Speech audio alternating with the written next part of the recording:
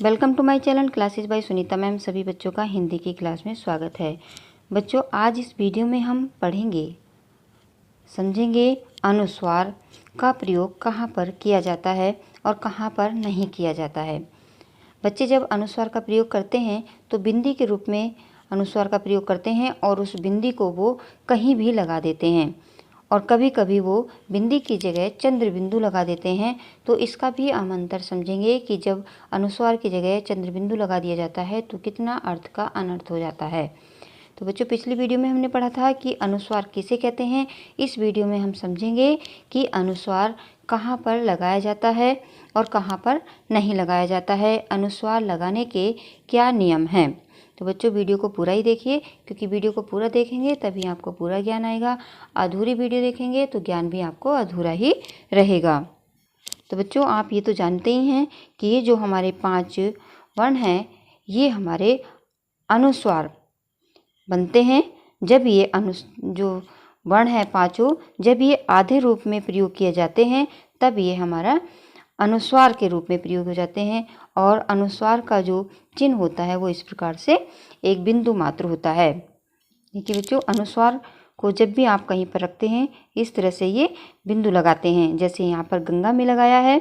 और जब गंगा को देखिए, इस तरह से गंगा लिखा है और गंगा में यहाँ पर जो अंगा है, ये इसका कवर का पहला वाला जो हमारा कवर्ग है, कवर का जो 5वां अक्षर है, पंचम अक्षर है, उसी का ये लिया गया है और ये हमारा अनुस्वार के रूप में बदल गया, क्योंकि जो हिंगा है ये हमारा आधा है।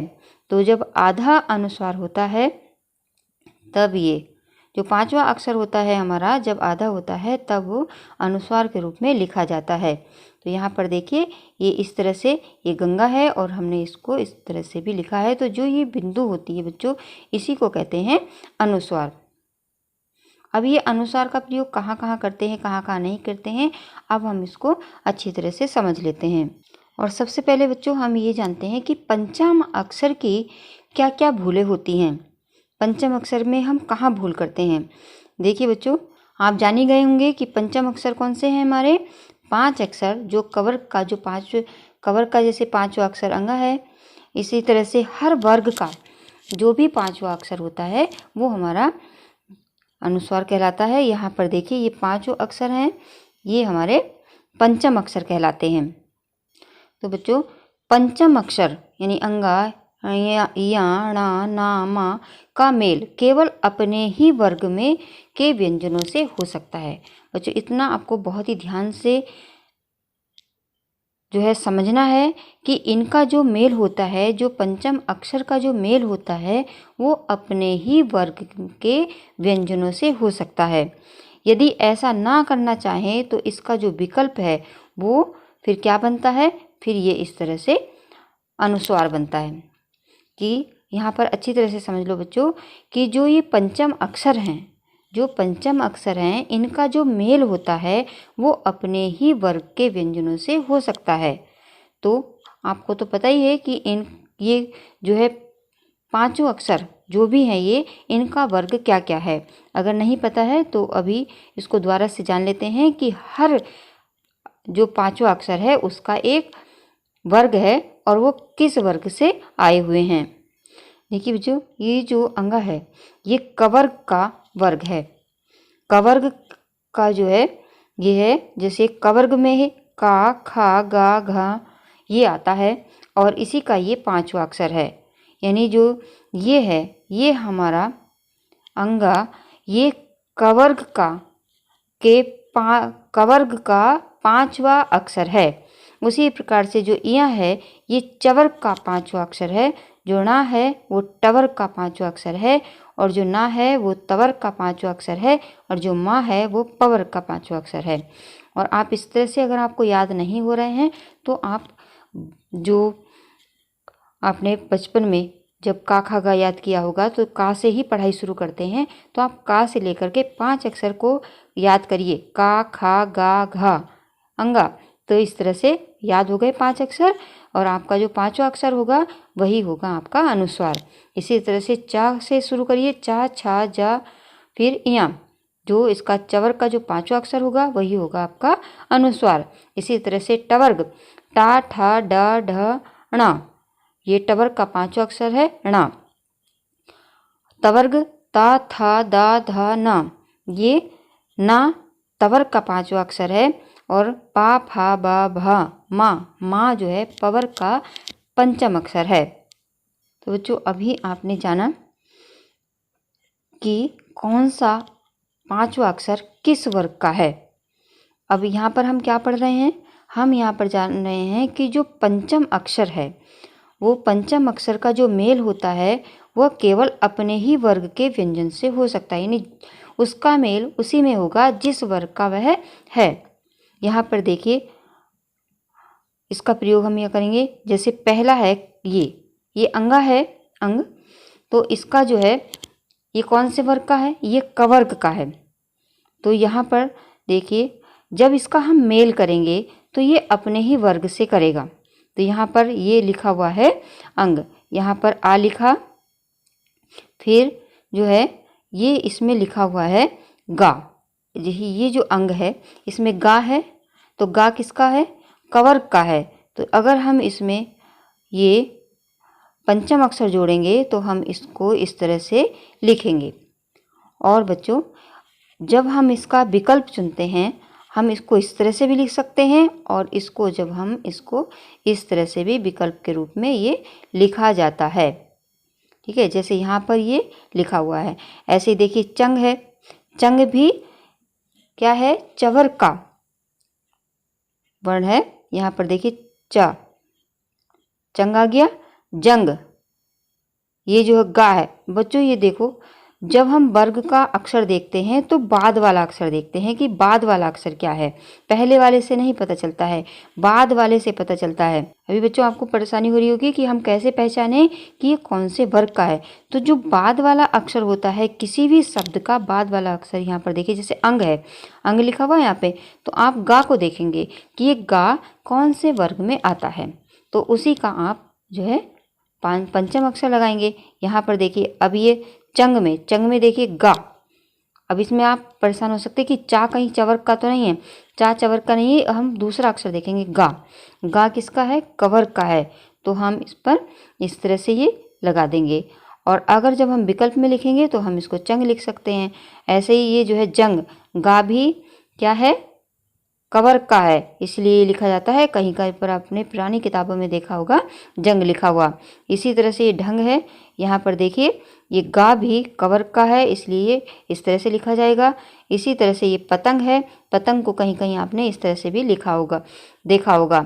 ऐसे ये भंग है, यहाँ पर भंग को हम इस तरह से भी लिख सकते हैं। और ऐसे ही आपने रंग भी देखा होगा, लेकिन इसके विकल्प के रूप में हम ये रंग इस तरह से लिखते हैं। लेकिन पुरानी किताबों में आपने इस तरह से ये लिखा हुआ देखा होगा, जैसे अभी हमने ऊपर गंगा लिखकर आपको दिखाया था। अब इतनी बात आपको समझ में आ गई बच्चों कि जो ये पंचम अक्षर हैं वो केवल अपने ही वर्ग के व्यंजनों के साथ हो सकता है इनका मेल, और जब हम इनका विकल्प चुनते हैं तब हम इसको इस तरह से बिंदी के रूप में प्रयोग करते हैं, जिससे यहाँ पर ये किया है। दूसरा है इया। ये जो इया है ये भी अपने ही वर्ग में जो है मेल, अपने ही वर्गों के व्यंजनों से मेल करता है। ये भी जैसे देखिए यहाँ से अंजन, अब जब हम इसको अंचल लिखेंगे, देखिए जब हम इसके विकल्प के रूप में लिखेंगे तो हम इसको लिखते हैं अंचल। ऐसे ही देखिए चंचल, ऐसे ही ये इसमें चंचल। यहाँ पर खंजन, तो जब हम इस पर अनुस्वार लगाएंगे तो खंजन। ये कंज है, और जब हम इस पर अनुस्वार लगाएंगे तो लिखेंगे कंज। ये मंझन, इस प्रकार से इसको लिखेंगे तो मंझन। ये अंजन, ये अंजन। अब बच्चों आपको लग रहा होगा कि हम कौन सा लिखें। बच्चों दोनों ही आप लिख सकते हैं, दोनों ही शुद्ध हैं, लेकिन कभी कभी प्रतियोगी परीक्षा में आपसे इस तरह से प्रश्न पूछा जा सकता है कि जैसे बच्चों अंचल लिखा हुआ है, अंचल, तो आप इसमें आपसे पूछा जाएगा कि इसमें कौन सा पंचम अक्षर है। तो अगर आपको वर्ग का पता है कि ये कौन से वर्ग का है, अब देखिए यहाँ पर चा है, दूसरा वर्ग सब जो इसमें वर्ण है वो चा है, तो हमें पता है कि चा क्या है, चवर्ग का वर्ण है, और चवर्ग का पंचम अक्षर क्या होता है, ये होता है। तब आप इसको लिख के दिखा देंगे कि इसमें इस तरह से है। ठीक है बच्चों। अगर आपको जैसे ये अंग है, इसका पता है कि ये गा कवर का है, तब आपको अगर कोई पूछे कि इसमें कौन सा पंचम अक्षर है तो आप बता देंगे कि इसमें ये है। समझ में आ गया? यहाँ पर आपको इतना ही याद रखना है कि आपको हर वर्ग का आपको याद करना है 5वां अक्षर। अगर आपको 5वां अक्षर याद है तो आप दोनों ही प्रकार से लिख सकते हैं, क्योंकि परीक्षा में दोनों ही प्रकार से आपसे पूछा जा सकता है। जैसे यहाँ पर मंजन लिखा हुआ है, अब मंजन में आपसे पूछा जा सकता है कि इसमें कौन सा 5वां अक्षर है। ये मंजन लिखा हुआ है, और अगर आपसे पूछा गया कि इसमें बताइए कौन सा ये जो अनुस्वार का रूप है ये वाला, तो ये किसका, इसमें 5वां अक्षर कौन सा है, तो अब आप जा को देखेंगे कि जा किसका है, ये चवर का है। चा छा जा झा, तो ये चवर का वर्ण है, इसलिए इसमें जो पंचम अक्षर होगा वो यहाँ होगा। इस तरह से आप पहचान लेंगे, और बच्चों पहचान भी लेंगे, और आप जब इसको लिखेंगे तब आप इसको शुद्ध भी लिखेंगे कि ये इस तरह से लिखा जाता है। और बच्चों एक बात और ध्यान रखनी है, जब हम इस अनुस्वार को लिखते हैं तो हम उसी शब्द के ऊपर उसको कहते हैं, जो ये रेखा होती है इसी के ऊपर हम इस अनुस्वार को लगाते हैं। ये नहीं कि कहीं भी हमने इसको उठा करके लगा दिया। जैसे हमने एक खंजन लिखा, खंजन शब्द लिखा, तो जब हम इसको अनुस्वार को लगाना है तो जो ये रेखा होती है इसी के ऊपर हम इसको लिखते हैं। ठीक है बच्चों, अब आपको ध्यान रहेगा कि आप इसको उठा करके कहीं भी नहीं लिखेंगे। यहाँ पर देखिए जैसे लिखा है चंचल, अब आपको चंचल लिखना है तो आपको कहाँ पर जो है ये अनुस्वार लगाना है, जो चा है चा के ऊपर जो इस तरह से यहाँ पर लगाना है। ऐसे नहीं कि कहीं भी आप इसको उठा करके लगा देंगे। अब आपको समझ में आया कि कहाँ पर आपको लगाना है, जो ये रेखा होती है ये इसी के ऊपर आपको अनुस्वार लगाना होता है, तभी आपका ये शुद्ध माना जाएगा। अब अगला पंचम अक्षर है ण। ये ण टवर का है, टा ठा डा ढ ण, आया ना। अब इस तरह से इसको लिखा जाता है। ये हम इसको कांड इस तरह से भी लिख सकते हैं, और ये जब हम इस तरह से कांड लिखेंगे, यानी हम ये जो है इससे पहचान लेंगे कि जो हमारा 5वां अक्षर है ये क्या होगा, ण होगा। ऐसे ही खंड में, खंड इस तरह से भी लिखा जाता है, और जब हम इसका प्रयोग इस तरह से भी लिखा जाता है। दोनों ही शुद्ध हैं, दोनों, ये कोई भी जो है गलत नहीं है। आप इसको खंड को इस तरह से भी लिख सकते हैं और इस तरह से भी लिख सकते हैं। बात यहाँ पर ये हो रही है कि आपको पता होना चाहिए कि जब आप खंड लिख रहे हैं तो जो ये अगर आपने लिखा है खंड, तो अगर आपसे किसी ने पूछ लिया कि इसका ये जो अनुस्वार है, जो ये खा के ऊपर जो ये बिंदी लगी है, इसका रूप क्या है, इसमें कौन सा पंचम अक्षर है, तब आपको पता होना चाहिए कि इसमें कौन सा अक्षर है। देखिए, तो आप बताएंगे कि इसमें ये है। ठीक है, तो अगर आपको दूसरी तरह से लिखना हो तो आप जल्दी से लिख के दिखा देंगे कि ये इस तरह से भी लिख सकते हैं, क्योंकि इसका जो पंचम अक्षर है वो ण है। इसी तरह से बच्चों देखिए, ये प्रचंड है, प्रचंड को हम इसी तरह से भी लिख सकते हैं। हम लिख जरूर सकते हैं, लेकिन हमें पता होना चाहिए कि इसका 5वां अक्षर क्या है। ऐसे ही देखिए पांडव है, पांडव को हम अनुस्वार लगाकर भी लिखते हैं। तांडव को भी इस तरह से लिखते हैं, तांडव। और ये पंडा को इस तरह से भी लिखा जाता है, कंठ को इस तरह से भी लिखा जाता है। ठीक है बच्चों, आपको लिखना भी आना चाहिए, और ये बहुत ध्यान रखना है कि आपको अनुस्वार कहाँ पर लगाना है। ये जो रेखा है, ये जो लाइन है, इसी के ऊपर आपको लगाना है, कहीं और आपको नहीं लगाना है। इसका आप ध्यान रखेंगे कि जिस तरह से ये रेखा है ये वाली, इसी के ऊपर आपको ये अनुस्वार लगाना होता है। अब अगला आता है न। न ये यहाँ पर ये तवर का है, तवर का। तो देखिए यहाँ पर ये अंत लिखा है, और यहाँ पर जो अंत लिखा है, दोनों ही सही हैं। आप दोनों ही तरह से लिख सकते हैं, लेकिन बस आपको पता होना चाहिए कि अगर अंत में जो अनुस्वार लगा है उसका रूप क्या है, ये किस वर्ग का है। तो ये तवर का है, ता था दा ध न।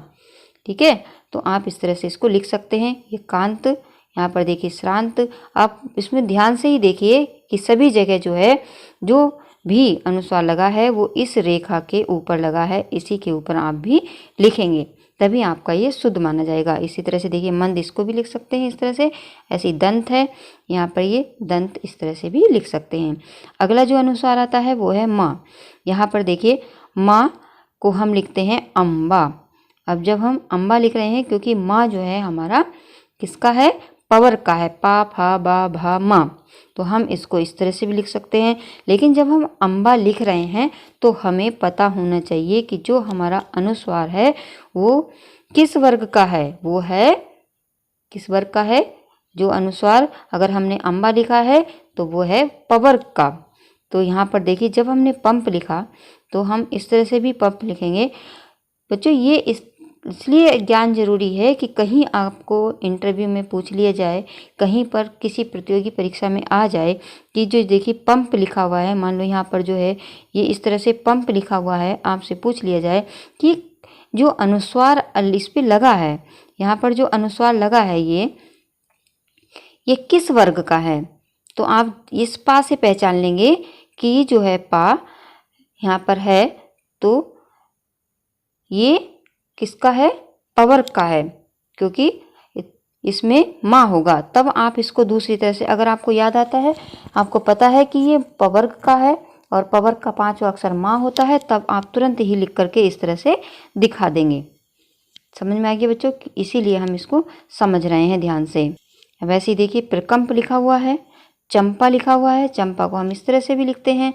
अब चंपा लिखा हुआ है यहाँ पर, लेकिन जब पूछा जाएगा कि जो अनुस्वार लगा है चा के ऊपर वो कौन से वर्ग का है, तो वो पवर्ग का है। और इसका रूप क्या होगा, अगर हम इसको शुद्ध की कोई पूछने लगे कि इसको शुद्ध रूप में लिखिए, जिस तरह से वर्ग में है कौन से वर्ग का 5वां अक्षर है, तो अगर आपको पता है कि ये पवर्ग का है तो आप तुरंत ही उसको इस तरह से भी लिख करके दिखा देंगे कि ये जो है इसमें अनुस्वार किसका है, पवर्ग का है। यहाँ पर जानेंगे बच्चों किस तरह से हम देखिए लिखते हैं। जैसे अगर अशुद्ध लिखते हैं, अगर आपने लिखा पंडित, अब यहाँ पर देखिए बच्चों इस तरह से आप लिखते हैं पंडित। अब यहाँ पर जब आपने पंडित लिखा तो ये हो गया अशुद्ध, क्योंकि यहाँ पर ना नहीं आएगा। बच्चे कहीं भी ना लगा देते हैं, कहीं भी बिंदी लगा देते हैं, तो क्योंकि अब क्यों नहीं आएगा यहाँ पर ना जो आया है पंडित में, क्योंकि जो ये डा है वो किसका है, वो है ये जो डा वर्ण है वो किसका है, वो टवर्ग का है। और टवर्ग का 5वां अक्षर क्या होता है, णा होता है, इसीलिए यहाँ पर ना नहीं आएगा, ये आएगा, णा आएगा। और इसमें को हम इस तरह से भी दोनों तरह से लिख देंगे तो दोनों ही शुद्ध माने जाएंगे। अब बच्चों आपको ध्यान रहेगा कि जो जिस वर्ग का है उसी का 5वां अक्षर उसमें लगेगा। अगर आपने पंडित को इस तरह से लिखा तो वो होगा गलत। अब इस तरह से रंक में भी देखिए ये जो रंक है वो का जो है वो कवर्ग का है, तो इसमें जो अनुस्वार लगेगा वो अपने ही वर्ग का लगेगा। या तो रंग को इस प्रकार से लिखेंगे या फिर रंग को अनुस्वार लगाकर ऐसे लिखेंगे। अगर आपने रंग इस तरह से लिखा तो ये हो जाएगा आपका गलत। इसी तरह से बच्चों आप घंटा लिखते हो, आपको पता ही नहीं है कि आपको इसमें ना बनाना है कि ऊपर बिंदी लगानी है। बस आपको जब मन आया, या तो आपका मन आया तो आपने आधा ना बना दिया, मन आया तो ऊपर बिंदी लगा दी, या फिर ऐसे भी आपने लिख दिया, ऐसे भी आपने लिख दिया। लेकिन आपको पता नहीं है कि इसमें से शुद्ध कौन सा है, क्योंकि अब आपको पता चल जाएगा कि शुद्ध इसमें कौन सा है। क्योंकि ये जो टा है, टा किस वर्ग का है, टवर्ग का है, और टवर्ग का 5वां अक्षर कौन सा होता है, णा होता है। तो इसीलिए बच्चों इसमें ये घंटा नहीं बनेगा, ये नहीं बनेगा, ये बनेगा घंटा। और इस घंटे को आप इस तरह से भी लिख सकते हैं। ये दोनों ही शुद्ध हैं, लेकिन ये अशुद्ध है। यहाँ पर आपको बस अनुस्वार लगाते समय ये ध्यान रखना है कि ये किस वर्ग का 5वां अक्षर इसमें आ रहा है, तो उसी का आपको इसमें अनुस्वार लगाना है। नहीं तो आप जो है बहुत ही अशुद्ध लिख देंगे, और जब आप हिंदी में अशुद्ध लिखते हैं तो उसके कटते हैं बच्चों नंबर। ठीक है, चाहे आपने प्रश्न को बहुत ही अच्छी तरह से याद कर लिया है, छोटा लिखा है या बड़ा लिखा है, लेकिन आपने जब अनुस्वार का प्रयोग सही नहीं किया है, जो है मात्राओं का प्रयोग सही नहीं किया है, तो उसमें कट जाते हैं आपके नंबर। तो बच्चों आपको याद भी करना है और नंबर भी नहीं कटवाने हैं, इसलिए हम कर रहे हैं बहुत मेहनत। इसलिए मेरे साथ आप भी करिए और जो है बिल्कुल शुद्ध ज्ञान प्राप्त करिए हिंदी का। ठीक है बच्चों, अब यहाँ पर देखिए जैसे आप लिख रहे हैं दंड, अब यहाँ पर दंड लिख दिया, आप भी लिखते होंगे दंड, लेकिन आज आपको पता चलेगा कि ये तो दंड गलत है। क्यों गलत है? क्योंकि जो डा है वो क्या है? वो कवर्ग का वर्ग है। कवर्ग का 5वां अक्षर लगेगा यहाँ पर। तो ठीक है बच्चों, नहीं सॉरी, कवर्ग का नहीं लगेगा, टवर्ग का लगेगा। टवर्ग का टा ठा डा ढ ण। तो इसीलिए यहाँ पर जो है ये जो डा है, ये जो डा अक्षर है, ये टवर्ग का वर्ग है, इसीलिए 5वां टवर्ग का जो वर्ण है ये, तो इसमें लगेगा टवर्ग का 5वां। और वो क्या आता है? वो आता है ये। इसीलिए यहाँ पर ये दंड भी बन सकता है और ये दंड भी बन सकता है। दोनों ही आप लिख सकते हैं, दोनों ही जो है शुद्ध हैं। अब यहाँ पर देखिए लंका अगर आपने ऐसे लिख दिया तो ये हो जाएगा गलत। या तो आप लंका को इस तरह से लिखते हैं या फिर इस तरह से लिख सकते हैं। ऐसे ही कंठ, अब ठा आपने इस तरह से लिखा आधा ना लगा करके, तब भी ये आपका हो जाएगा गलत। और सही क्या रहेगा? ये रहेगा इस तरह से आपको सही।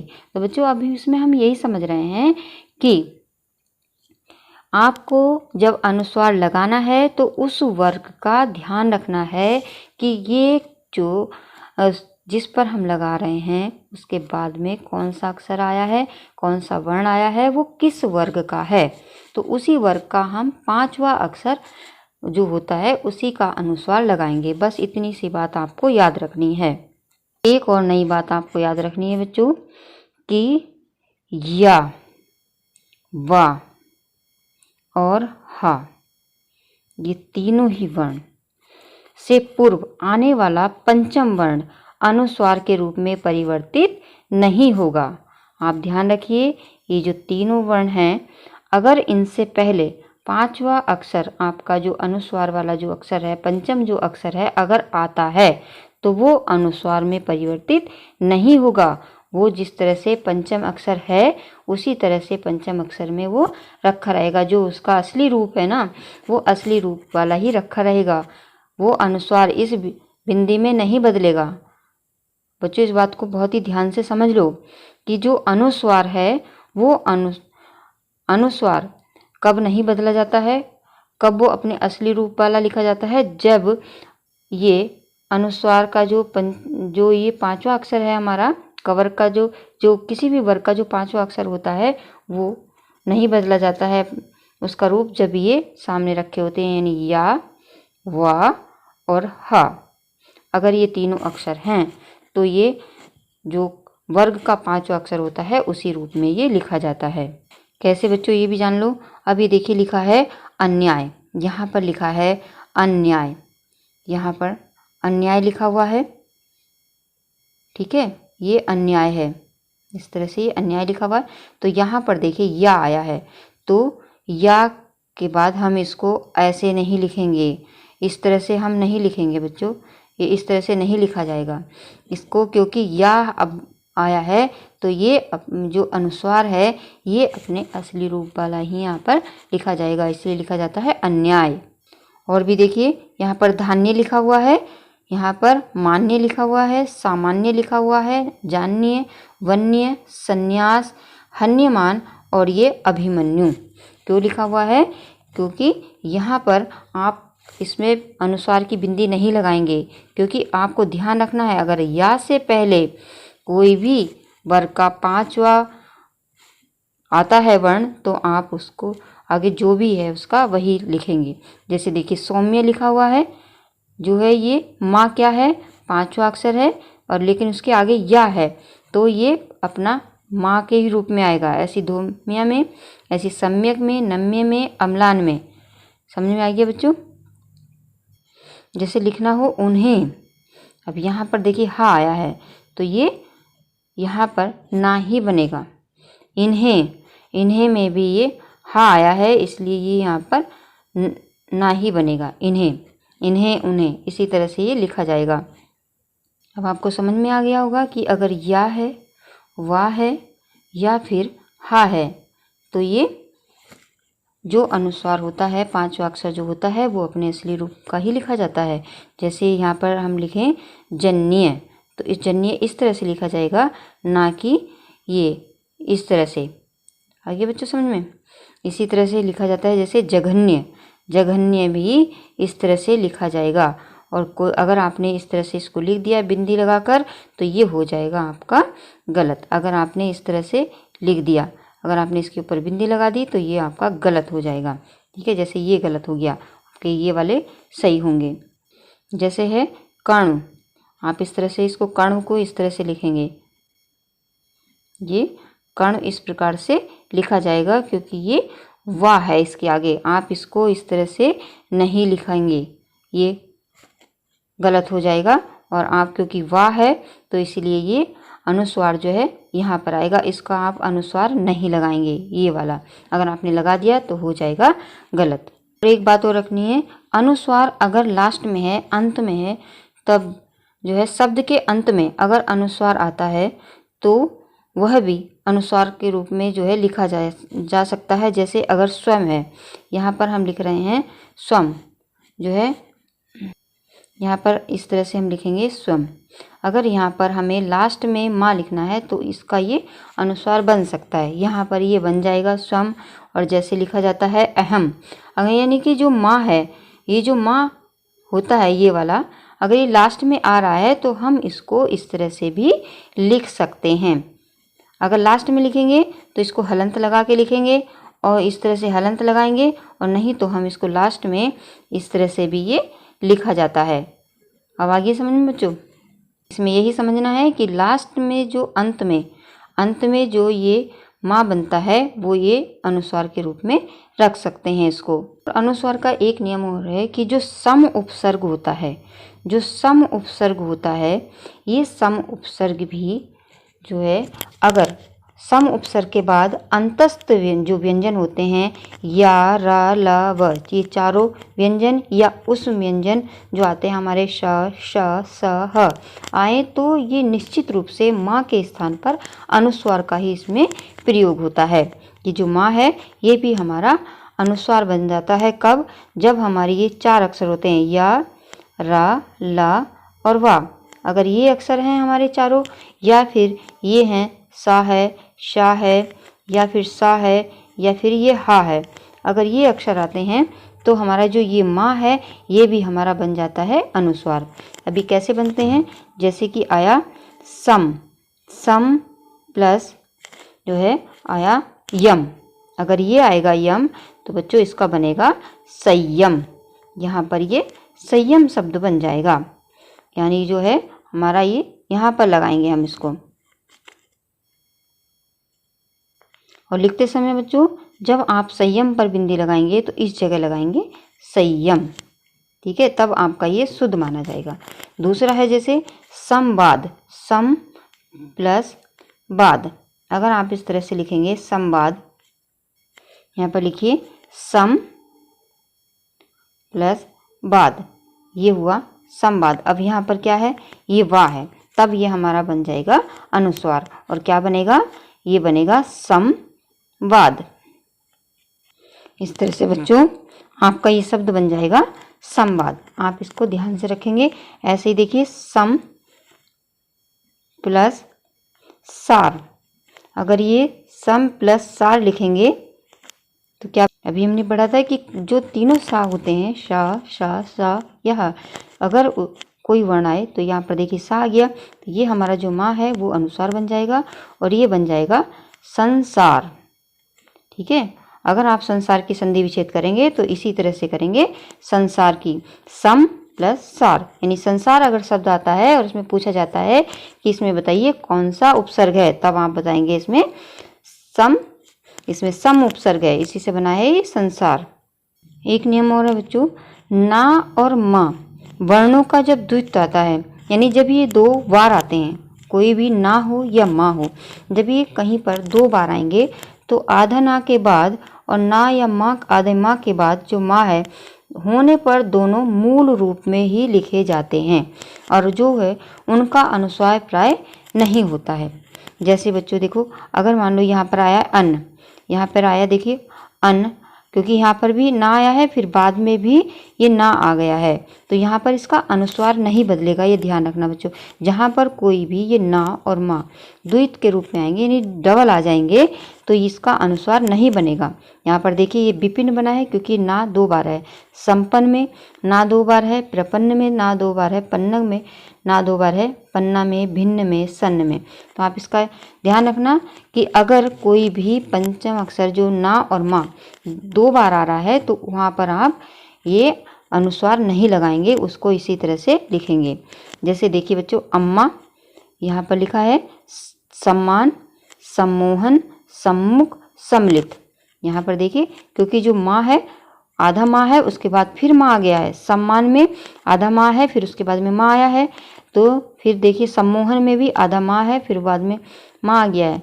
सम्मुख में आधा माँ है, फिर माँ आया है। सम्मिलित में भी आधा माँ है, फिर माँ आया है। तो यहाँ पर जो है हम इसका अनुस्वार का प्रयोग नहीं करेंगे, ये पूरा का पूरा इसी तरह से लिखा जाएगा। और अभी बच्चों बताया था कि प्राय शा और सा से पूर्व आने वाला पंचम वर्ण अनुस्वार में बदल जाता है। जैसे वंश, वंशी, नृसंग, यानी जहाँ पर भी सा आएगा, ये वाला छोटा वाला सा आ जाए या बड़ा वाला सा आ जाए या फिर ये वाला सा आ जाए तो वहाँ पर अनुस्वार बन जाता है। जैसे कि देखिए वंश लिखा है, वंश में हम इस तरह से लिखेंगे, जहाँ भी सा होगा उसका वहाँ पर अनुस्वार लगेगा। ऐसे वंशी में, नृसंग में, ध्वंस में, हंस में, संस्मरण में, संस्कार में, संस्कृत में, संस्था में, संस्कृत में, जहाँ भी सा होंगे, जहाँ पर तीनों सा होंगे, हा होंगे, वहाँ पर अनुस्वार लगेगा। इतना आपको ध्यान रखना है। अब आता है तो चंद्र बिंदु। ये जो चंद्र बिंदु है, ये इस तरह से आधा चंद्रमा के बीच में इस तरह से बिंदी लगी होती है और इसका जो उच्चारण होता है ये स्वरों के गुण के रूप में किया जाता है। तो बच्चों, इसको जब हम करते हैं तो हमारी जो प्राणवायु होती है, जो हमारी हवा होती है मुंह की, वो हमारे जो है गले और नाक में से निकलती है। तो इसका प्रयोग करते हैं हम इस तरह से करेंगे, जैसे हमें लिखना हो चांद, तो इस तरह से हम इसको करेंगे चांद।